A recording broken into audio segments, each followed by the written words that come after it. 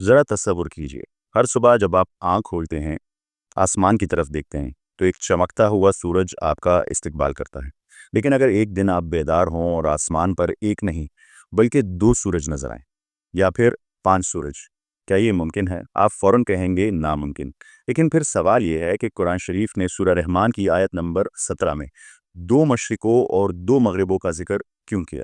اور سورہ معارج کی آیت نمبر 40 میں اس سے بھی زیادہ مشرقوں اور مغربوں کا ذکر کیوں آیا؟ یہ لفظ مشرق کہاں سے آیا؟ یہ عربی زبان میں شرق، مشرق کا مطلب ہوتا ہے جو شرق سے آیا ہے، یعنی طلوع ہونا، جہاں سے سورج طلوع ہوتا ہے۔ اسی طرح مغرب کا لفظ غرب سے نکلا ہے، جس کے معنی ہے ڈوبنا، یعنی جہاں سورج غروب ہوتا ہے۔ اب آپ سوچ رہے ہوں گے، جب ہمارا سورج ایک ہی ہے جو روزانہ ایک ہی سمت سے نکلتا ہے اور غروب ہوتا ہے، تو قرآن شریف کیوں دو مشرق دو مغرب یا اس سے زیادہ کا ذکر کرتا ہے؟ کیا نعوذ باللہ قرآن شریف میں کوئی غلطی ہے جیسا کہ نان بلیورز کہتے ہیں؟ چلیے ذرا گہرائی میں جائیں۔ ہم جس نظام کا حصہ ہیں اسے سولر سسٹم کہتے ہیں۔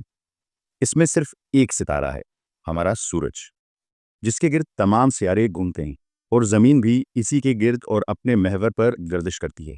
اس لیے ہماری زمین پر صرف ایک مشرق اور ایک مغرب نظر آتا ہے۔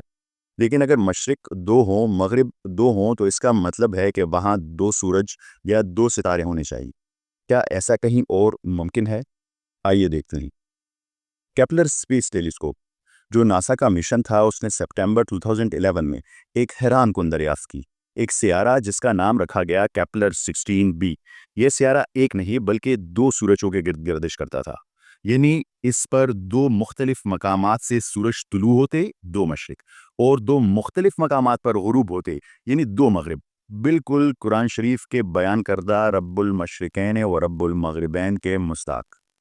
دلچسپ بات یہ ہے کہ یہ کہانی یہاں ختم نہیں ہوئی۔ 2015 میں ایک اور پلانیٹری سسٹم دریافت ہوا، KIC 4862-625، جہاں پانچ ستارے موجود ہیں، یعنی پانچ مشرق پانچ مغرب۔ اور اب تو یہ بات سائنس نے بھی مان لی ہے کہ کائنات میں درجنوں بلکہ سینکڑوں ایسے ملٹی سٹار سسٹم موجود ہیں جہاں 2 3 4 5 یا 8 ستارے تک ہو سکتی ہیں، اور ان کے گرد گھومنے والے سیاروں پر اسی حساب سے کئی مشرق اور مغرب بنتے ہیں۔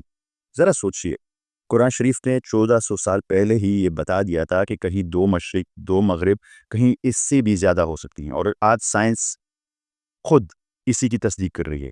اب آپ سے ایک سوال ہے، ہم پچھلی 25 قسطوں سے آپ کے ساتھ بیٹھ کر انہی سائنسی حقائق کو قرآن کے آئینے میں دیکھ رہے ہیں۔